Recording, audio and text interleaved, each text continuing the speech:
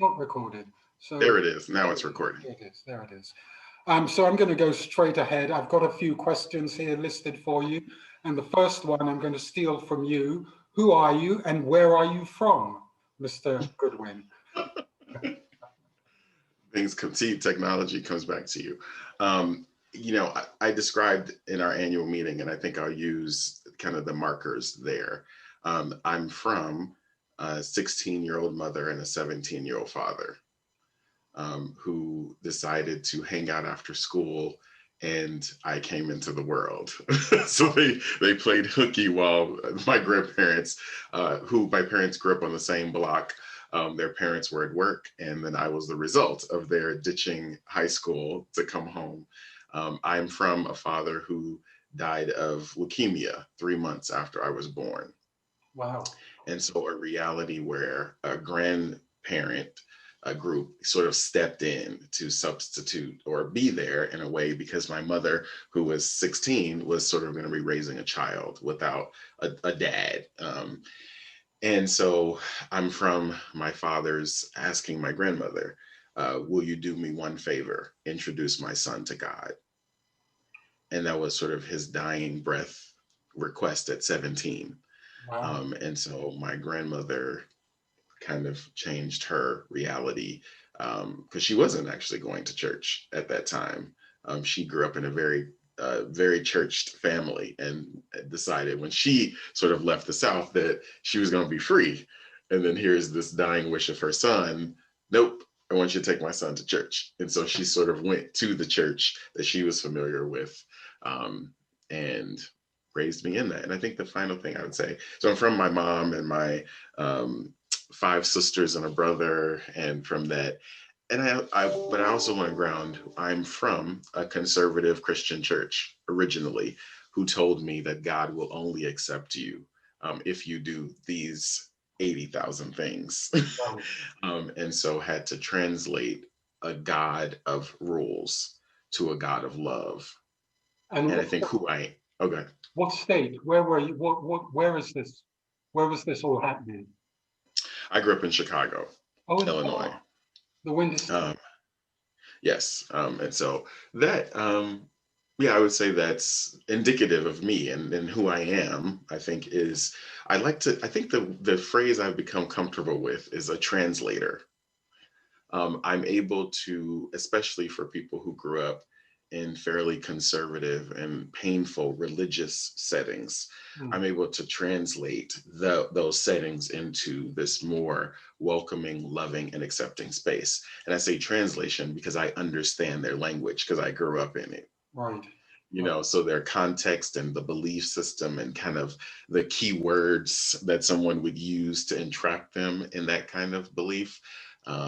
I'm able to say, well, this is what's being said, and here is the direct derivative of that over here, and what it means about love. And so folks are like, oh, because if you don't understand the language, it's really hard to help someone see this other way, because they're rooted and grounded in a particular language, which the progressive Christianity doesn't exactly have, because that's not that's not the language that's used. And so what does it mean to be an executive conference minister in the United Church of Christ, Southern New England Conference? I mean, what power does that actually give you? So in a traditional sense, the conference minister is the person who sort of sets the tone for what these collection of churches in your particular region might aspire themselves to be. You sort of set the tone on what types of trainings you offer, what kind of staff engagement, what's the ethos of who we might be together as a collection of churches. So as executive conference minister, this is a fairly historic role because the three historic conferences of the United Church of Christ, Massachusetts, Rhode Island, and Connecticut, decided over a 5-year period to merge as one. Right. And so in their merging, it meant they would be the largest conference, the wealthiest conference, and the strongest conference in terms of their ability to change the face of the United Church of Christ in the U.S. And so there's a total of over 600 churches that effectively I will be helping to be the quote chief vision keeper, the ethos of who we might be, how we might exist in the world, how we translate our vision to be a transformative agent of change in New England, but for me, the world. Like, how will we be such a force that a child in London might Google something and find some moniker that comes out of the Southern New England Conference that reminds them that they're uniquely loved and accepted just as they are.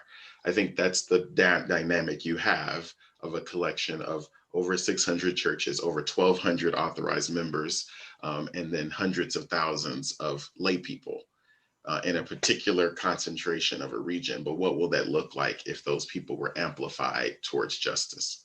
That's my job. That's what I'm empowered to do. Justice, is this something that you're particularly interested in, or is this part of the remit of the job that you've been given? I think it's both. And I think this is who I was created to be. And I've now found what I would describe as my dream job. So it's like everything, the things that I aspire, the places in which I want to push religion and faith, I've now been given a significant platform to be able to do so. And the conference reorganized itself with those commitments. Like, if we're going to form, if we're going to be this largest conference, then we have to be formed with justice at the center of who we want to be. And they were then looking for a leader who I think espoused the same values.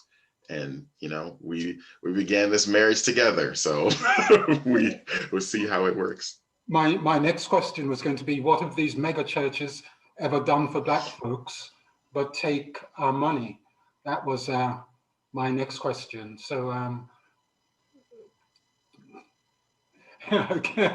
do I have an answer? No. Yeah, so here's what I think.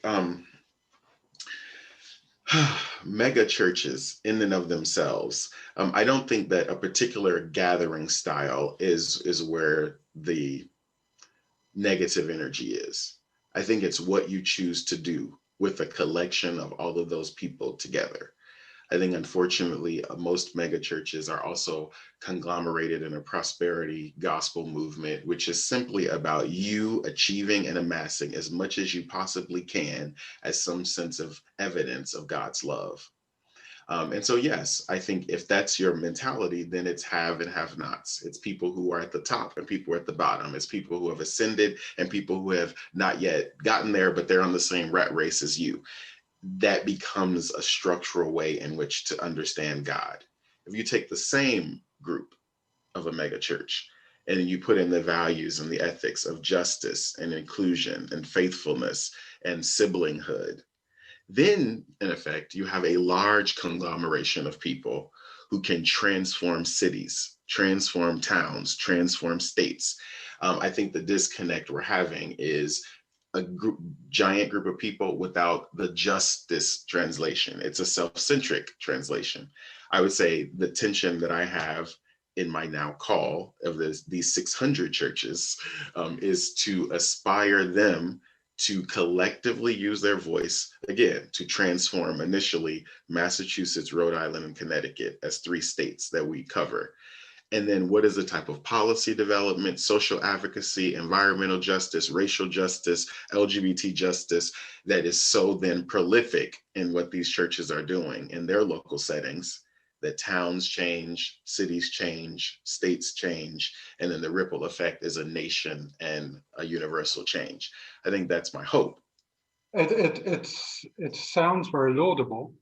I wonder what the kind of ethnic racial background of the majority of people in these churches are.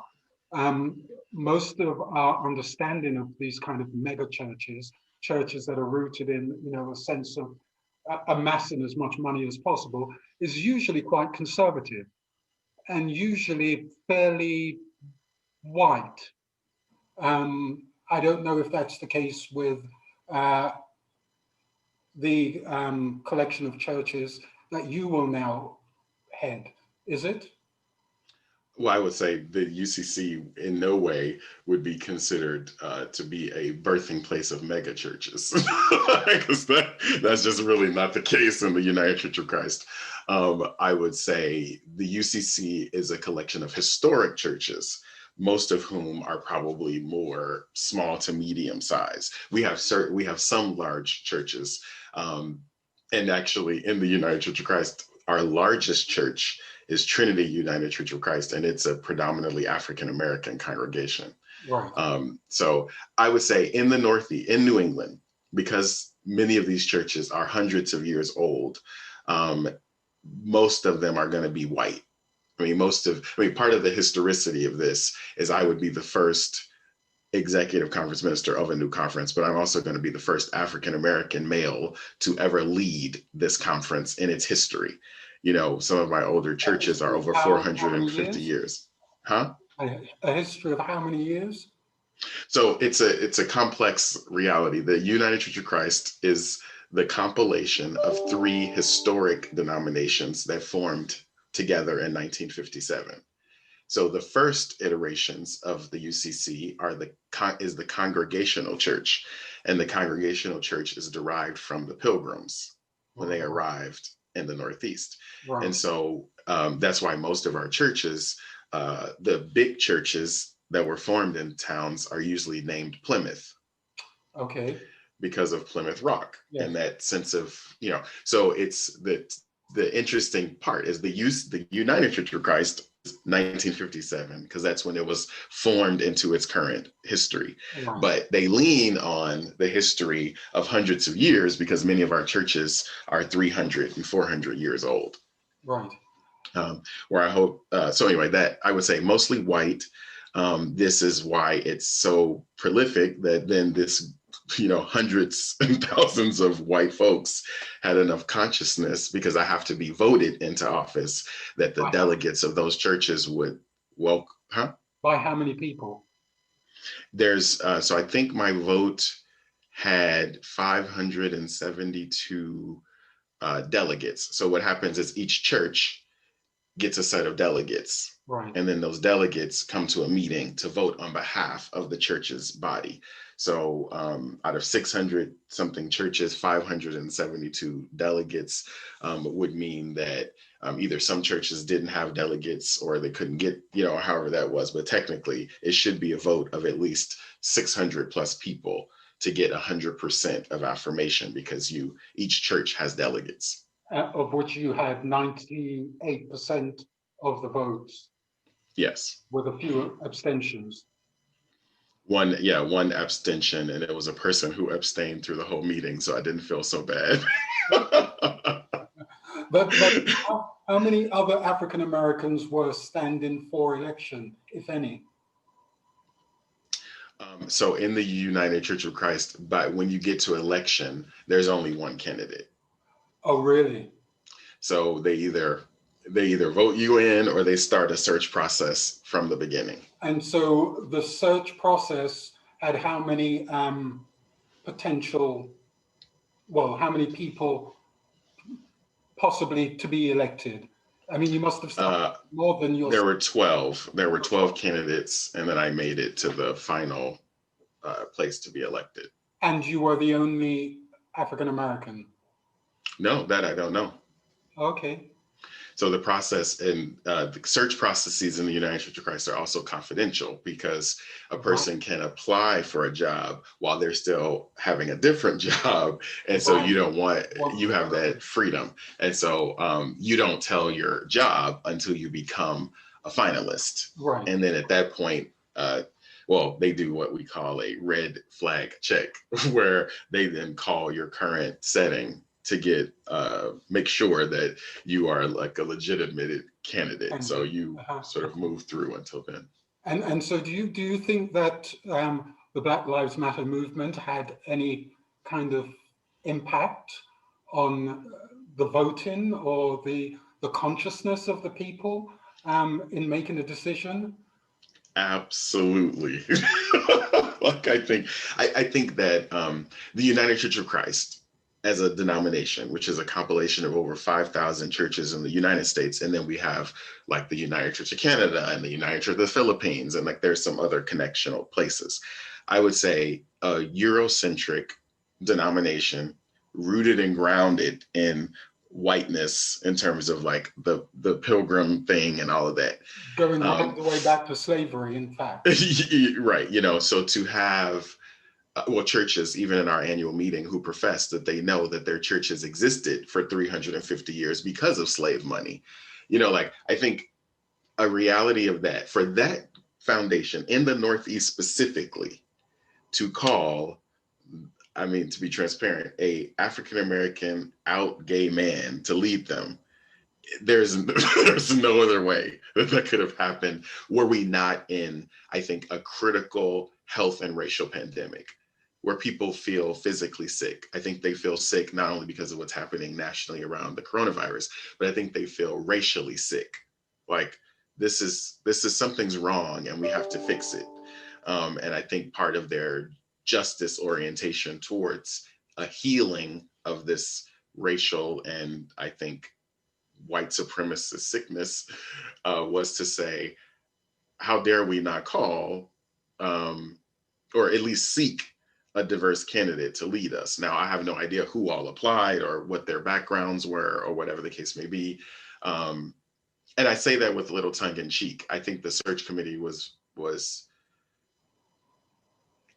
very brutally honest in saying that my skill sets were expressly unique for what they desired.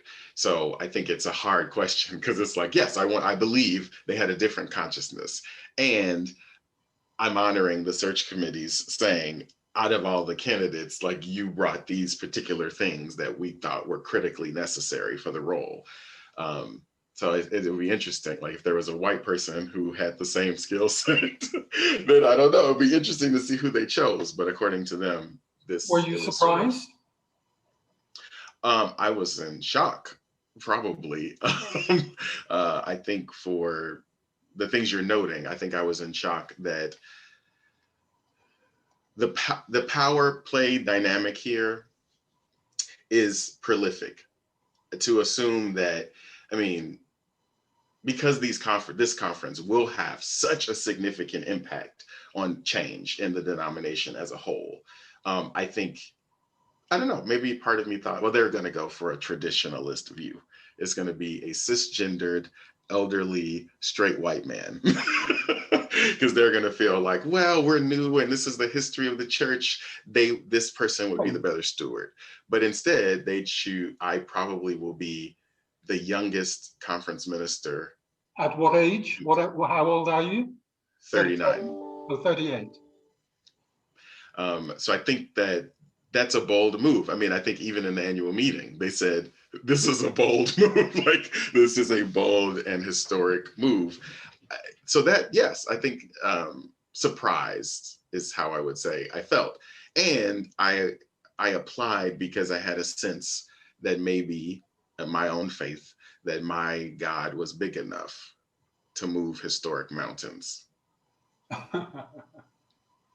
And was there a sense of right place, right time, do you think, in your applying for this post at this point? Oh, I think so. I think professionally, yes. And I think the conference has oriented itself in such a way that it would make sense. The things that they want to do are, like you mentioned earlier, are specifically things that I am interested in. Who's not at the table when we're making decisions? What are the communities we haven't served? How do we be good stewards of financial resources, but in a way that brings about change? How do we be stretched spiritually and emotionally and nurtured in a way that gets us out of our head and moves us to our heart? Like, I think those would be the things that I would be the right candidate for. And in what practical ways can the church be more supportive in a world of Black Lives Matter protests, do you think? I think a couple of ways. I think the first way is economic justice. And so one of the questions I'll have for the conference right away is, who are the vendors that we utilize in our services? Who are the people that we contract with? What are the types of services? And then from my vantage point, the purpose of a conference is the conference should do some deliberative work that then impacts the benefit of the local church. And so say this is a small example, but if the conference's website provider are people of color, and then we're able to negotiate a contract with them that any church in our conference that also uses the same web provider, gets a certain discount. And then, now you have these Black or queer or brown folks who now have potentially 600 more clients covering a span of 3 different states because the conference has been thoughtful. So I think it's about churches thinking economically. Who does our services? Who are we working with? Who are we employing? Who are we engaging with?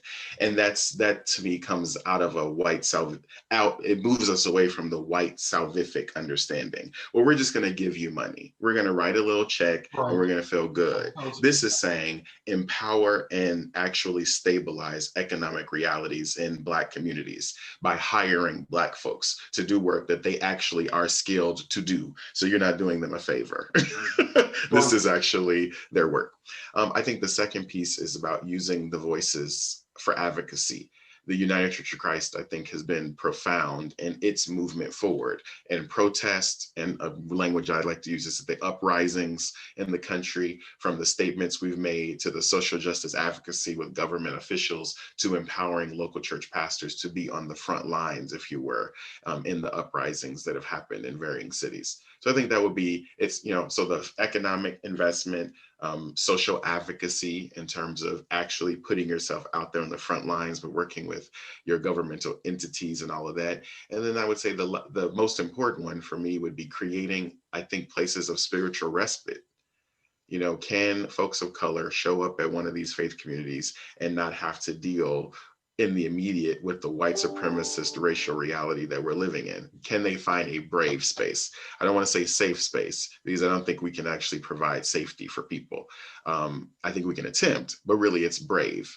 Can you be a brave space where a person of color can come in on a Sunday and not have to then educate the entire congregation about what it means to be Black in America or this world? That one's going to take longer, because it's about the equipping, educating those people at those congregations and expanding their own center of diversity locus, which many of them just have not had a leader or the impetus to move in that direction. And of course, I would be bringing a very different kind of focal point of that. And do you worry about your own safety? I mean, you're bringing 2 dynamics. You're bringing the kind of religious perspective, but you're also bringing the advocacy, which can potentially be a dangerous position to be in. Yes, this recently, since this announcement, my social media page, I would say I am blocking upwards to 30 plus people a day, who have already started with you're a fake pastor, you're a false prophet, how dare you profess Christianity, you don't have a right to it. Sunday, I woke up to my inbox being, you're a faggot, you are not a real Christian, so I copied some of those and sent them to my new board of directors and said, my invitation, one, is prayer. The second one is for you to be thoughtful that you have now chosen to do a very bold thing, but the very bold thing also has very serious consequences for the office. We have multiple offices, consequences for staff who might be at the crosshairs of someone, and me, who for some people, I will become the embodiment of that which they hate. They hate Black folks, there you go. If you hate gay people, okay. If you really hate religion, I get to be sort of, from a identities perspective, kind of a perfect storm for a bigot or a homophobe or something like that to act out. And I'm already experiencing it. And is the bigotry always around sexuality, or is it about, race, ethnicity as well? I think for right now, the tender spot for people is going to be around my sexual orientation, identity, and my faith, right? Because part of it is like, how dare I profess faith if I'm also a gay man? Like, I think that's where the hot button issue is right now, because it's a place that I think evangelical Christianity loves to be in. It's Yes. for some odd reason.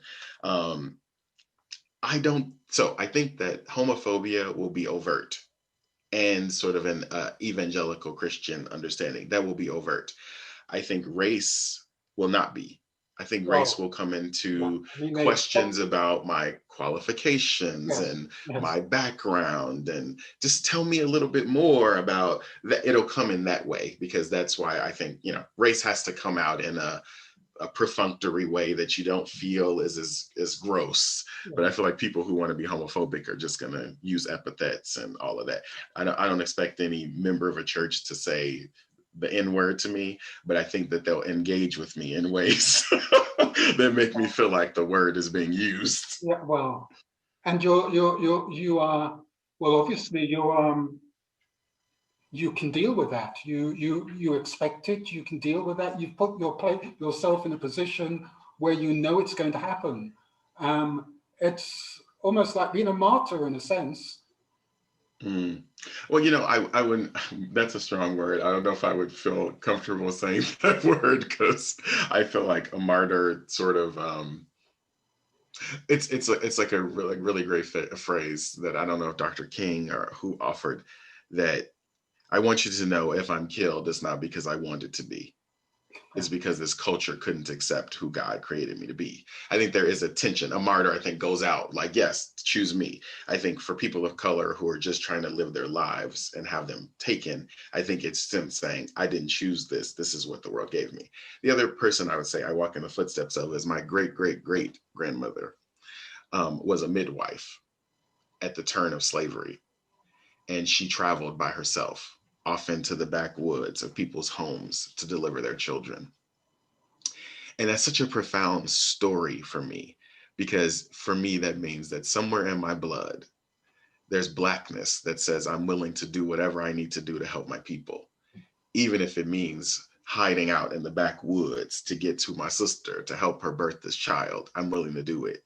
And I think I don't hear stories often about my great great grandfathers, but I hear stories about these Black women who took exceptional risk. And so, in some ways, this position for me is me looking back to my great great grandmother and saying, I see you and I see what you did, and I want to carry on your legacy. And maybe I will have to go through some backwoods too. And maybe there will be people chasing after me, right? Because I'm sure there were some white folks who were not happy that this Negro woman was doing this stuff. And she did it. And so for me, I'm I am undoubtedly assured that there's somebody, multiple people, hundreds of people who think, how dare this Black boy think that he can be in charge, and hey, this is the world we're in. You take it with great humor. But how have you been able to reconcile your faith with your sexuality? And when did you know that you were same-sex attracted? Mm. Oh, that's a great question. I think that throughout my youth, there was always an understanding that I had a particular openness to the same sex. I wouldn't even have said at the time, I don't think I would have even said like, oh, an attraction in the sense of, oh, I'll be with this person. Because quite frankly, as a younger version of myself, I never quite got along with men. In that sense, there was always a tension there, because I was too into my books, or I was too into this. So I found with other men, there was always some sense of degradation there. Oh, you think you're too smart. Oh, he's a nerd. Or as I got older, then it was like, oh, well, he doesn't seem to be doing the stuff we're doing, so he must be gay, or he must be this. So I just never found a sense of, quote, brotherhood, where even if I was wanting to explore that, I would have had the option to, because it was a natural barrier that was kind of there. Um, then I would say graduate school. Yeah, probably not until graduate school that I've met a gay Christian. And I had never even, that concept wouldn't have even made sense to me at the Black, white, time. male, Black, female? black gay male, um, who uh, kept asking me to dinner. And I found, so I found this profoundly strange experience. This man who was super involved in church, very dedicated to his faith, knew that I was a minister at the time because I was a minister in graduate school. I started preaching at 15. Um, and he wanted to get close, and I didn't understand what it was about, but I knew that it wasn't just like, like I just want to have a friend. I was like, some energy from this man, I think is, but I found after multiple no's, because after church he'd say, hey, do you want to get to, no, I'm busy, can't do it. I found after multiple no's, there was one day I just simply said, yes. And he said, okay, I will come pick you up. I want to make dinner for you. And sitting at this man's house, uh, it was so spiritual. Like everything about him, like all of his books were gospel. I mean, all of his music was gospel music. All of the books on his shelves were theological books. My head, I didn't understand what was going on, but I felt so comfortable with him. I felt so home. And at the time, he was my sort of first partner. The joke after that, many years later, was I think I went to his house and never kind of went home. After that, it was just kind of clear that I had capacity to not love the women who I had been in relationship with and be fully authentically with them. And I never felt like I was hiding something. I felt like I was trying to figure out this other part of myself. And then, so with him, I felt like I got to be a full person. He never questioned my attraction to women. Huh? What age were you then? 17? 24. Oh, 20. Maybe. Oh my goodness. Yeah. So about, 15 years ago. Right. So maybe 22, because that's when I went to graduate school. But so I thought he was fully able, this gay Black Christian man, to accept my faith, accept my sexual orientation in a way that I felt my first year of graduate school, I remember saying to my girlfriend, who was a Black woman, I'm attracted to men. I'm able to name that. I'm very much in love with you and very attracted to you. And I think I'm attracted to men. And I remember her saying, I cannot date a bisexual man. We've been together for 5 years, all of college and my first year of graduate school. And her just saying, I can't deal with that. Like, I mean, it's, if it's something you're willing to pray through, work through, I can support you. But if you mean this, If I you're can't going do to it. take action, she meant. If you're going to act upon it. Oh, it was just for me. I told her I had no desire to act on it. Oh, but It she was wouldn't just even entertain that you were honest enough to say, nope. wow. And that was the rub for me, because at that moment, if you had asked me, I 100% loved her. Probably would have married her. We would have a family today. I mean, everything was sort of organized in that way in our lives. Our families loved each other. I profoundly loved her. And because I never felt that there was a sense of hiding, like I was actually gay, but I'm pretending with her, I thought, oh, well, I love her. I should tell her. This is also me. I think I'm 22 now. I believe this is true. It's no longer sort of some thought that comes up. I think it's real. And she said, well, do you want to act on it? And I said, I don't need to be in a relationship with a man because I'm in a relationship with you. But I should tell you this is me. And I don't feel comfortable lying. So I don't think I would ever not say this. If it came up in conversation, I would say, yes, I'm attracted to men and women. And she just said, oh no. I can't, it just, you want to authentically be this person? And I said, yes. And he, on the other hand, never was uncomfortable with that I was attracted to women, fully supported that, fully supported my church, fully supported everything. So I just felt like this is home. Like, this is where I feel most authentically able to be myself. at 22. So, And yeah. how long did that last? We dated for 2 years out of graduate school. And then I think the unfortunate part was I became more out than he was ultimately comfortable for. Right, right. So in our circle of graduate school with our classmates and our friends and that community, it made sense. He was able to be his authentic self. Right. But then this boy wanted to start preaching more broadly and having more, then it became a little bit more like, okay, I Having, wasn't having, ready. having, having started late, you wanted to kind of make up for all that. When my friends, the joke about my friends is that I never quote came out. That one day they came over and I said, "Oh, this is my boyfriend," and they were like, Okay. "Okay," because But that was for me. I said, "I am not. I don't have to come. I don't have to do this thing for you. This is my life, and so why make this strange whole conversation? You need to sit down. I need to tell you some dark secret. No, you're coming over to my house. My partner's here. I'm going to introduce you." And so my friends would say, "We never got to react because you diffused the reaction." It was like, "We're going on a trip. I'm bringing my boyfriend." Oh, great. Okay, because they had only known my girlfriend for 5 years. Right. So to then immediately, and it wasn't a conversation like I would be like, "Oh, actually, I'm struggling because I'm actually attracted to Brian." It was like, "No, I fully love her. This is probably my wife. And this is a Yeah, part of this my is my, identity." yeah, why not? But we didn't talk about the reconciling um, faith and sexuality, which I don't Oh, think. it was really, I would say, I wrote him recently because he's married to a wife and he has sons now, and he's doesn't consider himself to be gay anymore. But it was him Sure. because he reconciled everything embodied in his personhood.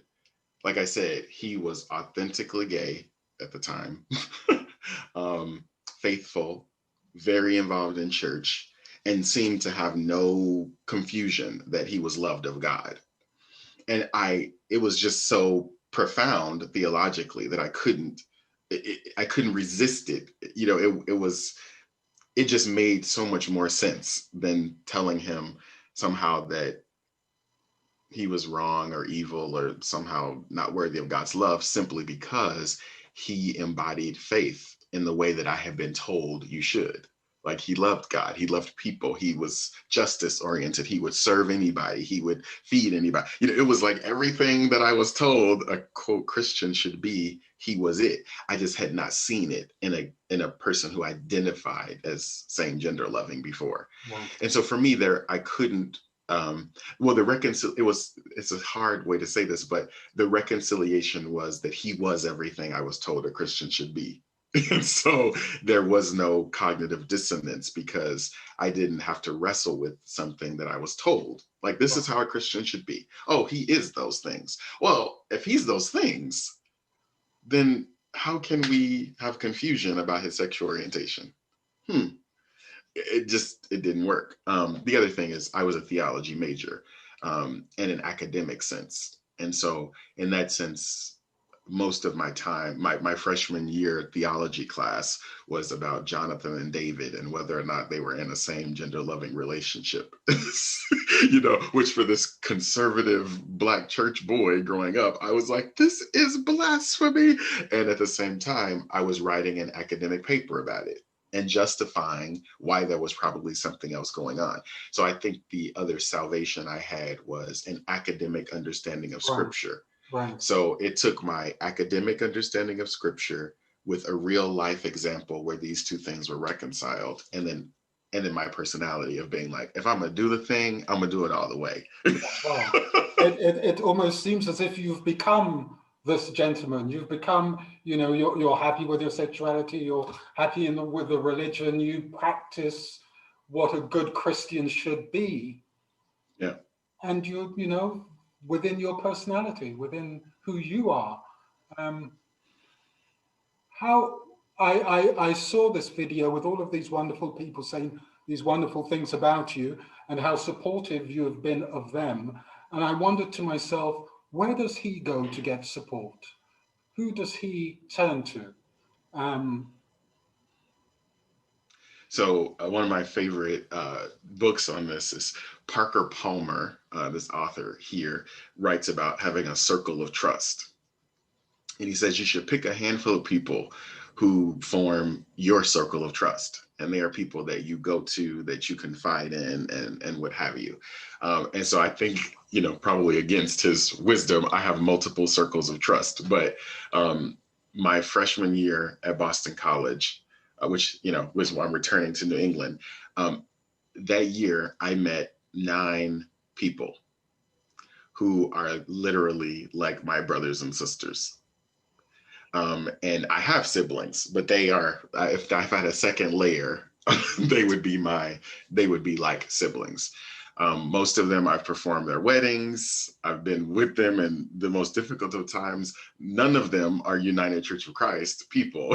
They all come from either other traditions, or they were Catholic, or they whatever, but they've always been my place to be Darrell. Like they've been to see me preach, and they celebrated this job, and they've tweeted, and they'll be there at my installation. But they are the people, those 9, that I am always Darrell. Now later, they'll be like, okay, we're going into this thing. We're going to make sure to say Reverend Goodwin, right? Because we don't want to embarrass you. But like when that thing is over, I'm Darrell. If I became the president of the United Church of Christ, which could be next after this job, I will be Darrell. And I think I love that these are people who've known me since I was 17 years old. Like they will know me until I'm no longer on this earth.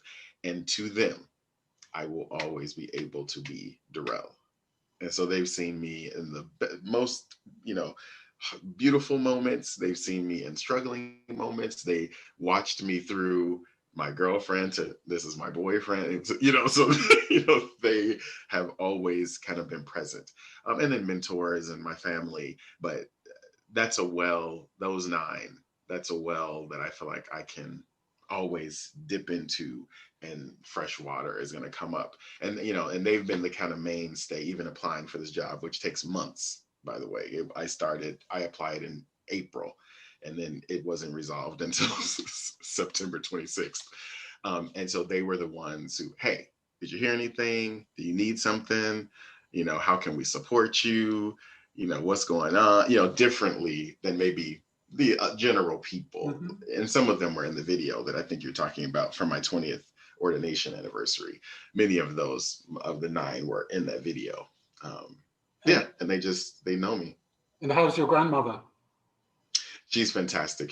I'm trying to, at this moment, convince her that when you hire movers, they will pack your things. And she's every day, she's packing a box. And I'm like, what are you doing? We have movers. They're packing the house. And she's like, well, can't I just pack my thing? She lives with me. Yeah, she's coming with me. Oh, wow. You and her together? You live together with her? Yeah, I moved her to come and live with me 2 years ago. Oh, wow. We're going on what will be 3 years next year. It's part of that was, in many respects, I think my grandmother's theology is that God, and I want to say this is her theology, that God may have taken her son, but replaced him. And I think because my father was so young, there are things that my grandmother is experiencing that in her mind, she might have experienced if my father lived. Right. And so I think that even from a little child, I've kind of always taken on I want to be the son to her that she never got. Right. So yeah, my grandmother is kind of she's like, I'm like 2 years ago, I took her to China. For the first time, she experienced an international trip. So she had to get a passport and everything at 83. So it's just, we have these adventures. By halves, do you? That right? So, but she's fantastic in that sense. And I think I would add, she was also a part of my reconciliation, because she grew up very strict too, and it was really hard for her at the beginning to kind of wrap her mind around everything. But in another life, I was married to my husband, my ex-husband, and so she was struggling because it was, for her, it was one thing for me to say it, but then to act in this, like, to be married, it was so different. And so one day, so my grandmother was going to come to my wedding because she just couldn't do it. And I basically said, I love you, but I only want people at my wedding who can truly support this. I don't want any negative energy on this day. So she wasn't going to come. And about 3 weeks before, she called and said, I need the information and I'm coming. And I want you to know I don't want any help from you to come. I want you to know that this is on me. Like, I'm gonna get the money. I'm coming. And it was expensive because it was 3 weeks. It was from Chicago. So I'm like, let me help. And she's like, no, I'm gonna get the money together because this, you have to know I'm choosing this. And I said, so can you tell me what happened? Like, are you thinking I'm going to be mad at you? Are you worried about our relationship? Because, she never wants there to be a tension in our relationship. And she said, no, it's not that. I said, then what is it? She says, well, you're a pastor. And I've always asked God to send you help. And it hit me. I've never asked God for the type of help to send. And so who am I to be upset with God for the help that God sent you? And for my grandmother, it was faith again. It was, if I prayed and asked God to bless you, God has blessed you. Who am I to question what kind of blessing he gives? That's quite profound. It's something that I feel like is another well that I just feel like every now and again I just need to dip back into. Even for this job, the most profound story about this job is it's a very grueling process. You have so many interviews and so many people, and they do all. It's just, that's why it takes months. And so I was not discouraged, but I was kind of like, oh, I was getting, it was like month 3, and I still had another interview and another. And my grandmother was home from a back surgery she had, and she had ordered this something online, and she had to go back to the hospital because she wasn't really recovering well. And I said, let's go. We got to go there. The emergency room was waiting on us. And she says, no. I need this box. I need you to go get this box. And I'm like, the box is irrelevant. We have to go. Like, the doctor, they're waiting for you. And she says, no, I need this box. So I give her this box, and I'm a little frustrated because, they're waiting. And we have called the hospital and they're waiting for her. And she opens the box. And in the UCC, when you want a position like this, there's a special service that effectively installs you into the role. And the color for installation is red. And so my grandmother, I open this box for her, and she pulls out a red dress. And she said, I want you to know, and it always kind of makes me choke up. And she says, I want you to know I already talked to God. And so I ordered my dress so that when your installation happens, I'm ready. And here is this moment with this 85-year-old woman now who doesn't know all the details of an interview process. She doesn't know all the hoops. I'm effectively, when that moment happened, I haven't gotten the job. I haven't been installed. Like, there were still 2 months worth of things, but she had already ordered her dress. And I think, and that's, I think it's that. So it's like, I talked to God about that you needed help. God sent the man. Who am I to question that? I talked to God about this job. And yes, it's this big job and all that, but I ordered my dress. You're very fortunate. I mean, you're fortunate on so many levels because, one of the things that my old dear mother always regretted is that she came to England instead of going to the United States. And she knew that the intelligent people such as she was back in 1952 went to America, but she came to England to marry my father and ended up stuck here. And part of we don't have the issues that you have in America, but what you do have that I miss personally, and just listening to your story and, seeing the people on the videos talking, and just having been to America many times, is you have a real strong sense of community.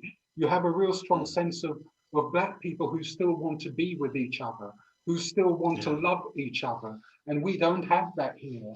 I recently spent 6 years in West Africa working. I got my dream job. I took a big advertising job, went to Ghana, and I was working there for 6 years. I came back in 2017. And, one of the things that struck me was in the 6 years that I'd been away, I came back. God, you think I'm a big racist, but it's not that. And, there's something like 70% of the British-born Black men have white partners. And it's like, I don't care who people choose to love, but when you do that to that extent, there's something seriously going wrong. And we see it all over the country. And it's really quite sad. It means that, so many of us feel kind of displaced. We don't have a place to be. We don't really have communities anymore, because we are so discouraged from being with each other. So even if you're walking the street with another Black person, people are like, they're panicking, they're trying to cross the road, and they only feel safe if you're with a white person. They feel that you are somehow tamed. And I miss that in America, you don't have to behave in those ways. And you can have someone like yourself getting a job like this. We would find it very difficult to do that here for so many reasons. But I want to say congratulations. Oh, thank you very much. Say, thank you for doing this with me today. I will make something of this and speak to you again very soon, let you know what it is. And I would appreciate if you have, maybe give me a week, a couple of photographs perhaps that we could use to illustrate the piece. Okay, yeah, sure. And then I'll extend the invitation that if you ever find yourself in Bloomfield, Connecticut, or really New York, because we're 2 hours from New York, in my new home, there will be a guest room with your name on it. Oh my goodness. So just know that you're more than welcome. I've appreciated your time. I've said to people, I have a very good friend of mine, Patrick McCoy, who lives in Chicago. He's a wonderful art collector. You may have heard of him, or your friends may have heard of him. And I met him once here about probably 30 years ago. I met him in a pub, and he came home, we spent some time together, and he said, if you're ever in Chicago, and about a year later, I turned up and knocked on his door, and he was so surprised. But he's one of my favorite people in the world. We come and we see each other all the time, but don't say that if you don't mean it, because I mean it 100%. Yeah. As long as you get rid of Trump, I'll be there. Yes, hopefully that's coming. Thank you. Thank you, Paul. Thank you very much. You have a wonderful day, and You too. Bye-bye.